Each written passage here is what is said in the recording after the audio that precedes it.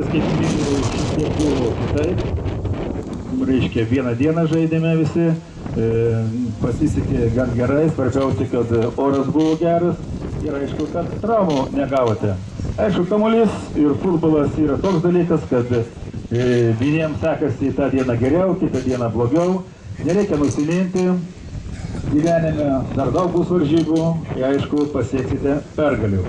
O šios dienos Diduko Taurės turnyro, kaip aš minėjau, tik pirmos, antros vietos, o kitos komandos už dalyvavimą. Bet kadangi, reiškia, vietas paskelbsim, tada ir komandos apdovanosim.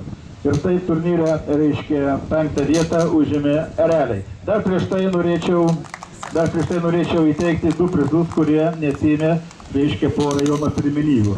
Taip pat ir Erelių komandos kapitonai, prašom ateiti pasilgti ir taurę.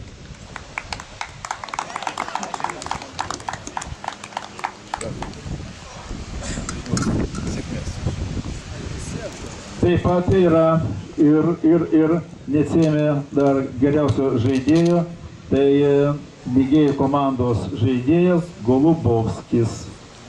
Prašom.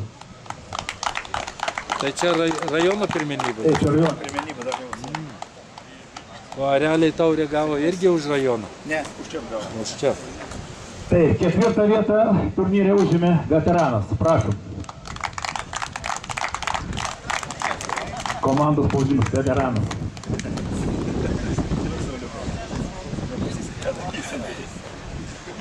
Trečią vietą, Naujas Parkas.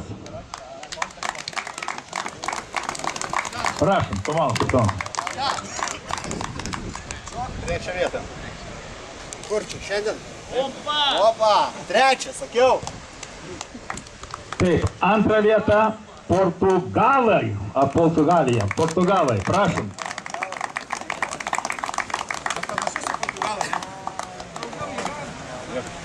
Nu, panašus.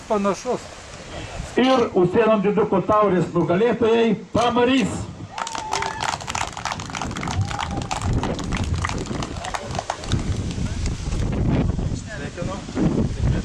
Jūs. O dabar visi nusifrausit ir į Šilą pasivaišinti. Girdėjot komandos? Visi į Šilą. Čia pat Šilas yra.